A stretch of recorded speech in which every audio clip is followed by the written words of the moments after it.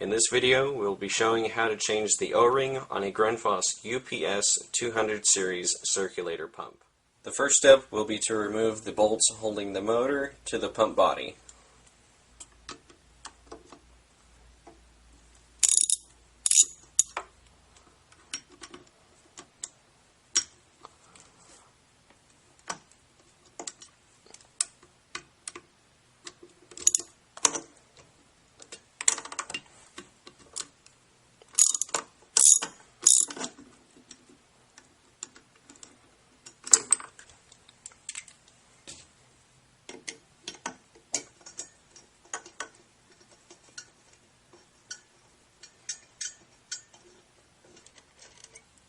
So we'll continue and have all of these 4 bolts removed.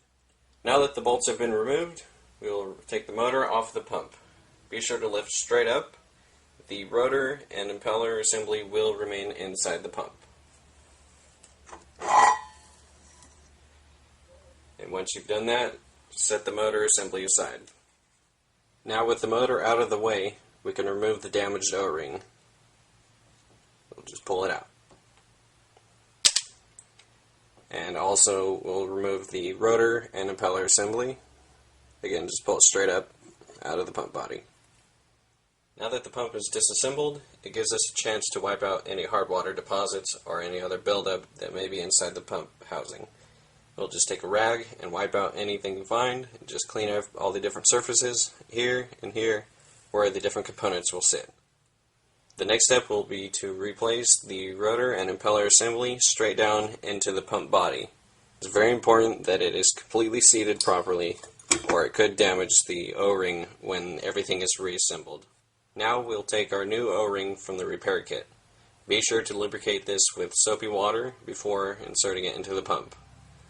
Once you've done that, place it inside the pump body and be sure that it's fully seated down just above the rotor and impeller assembly.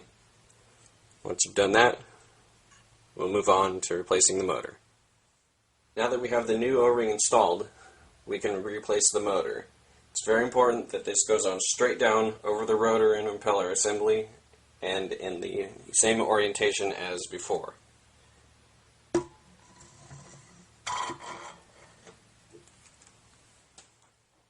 Now with the motor back on the pump, we'll begin reinstalling the bolts to hold them together. We'll line up the bolt holes and begin tightening them. For the moment, we'll just make them hand tight, and we'll come back after and torque them down with the torque wrench. Now that we have the bolts partially tightened down, we'll come back through with the torque wrench and tighten them down properly to the proper torque. I'll have those values in the annotations. There we go. We'll be sure to work diagonally rather than going from one bolt straight on to the next. That way we have a proper torque across the entire pump. So we've got our first one, and we'll skip across. Got the next one. Come back to the side. There. And our final one tucked in behind the terminal box. We'll torque that. And now we are ready to go. We have a new O-ring to seal this pump. On a side note, it is possible to do this procedure with the pump still installed, but if it is possible, it is much easier to remove the pump and work with the pump shaft vertically rather than horizontally.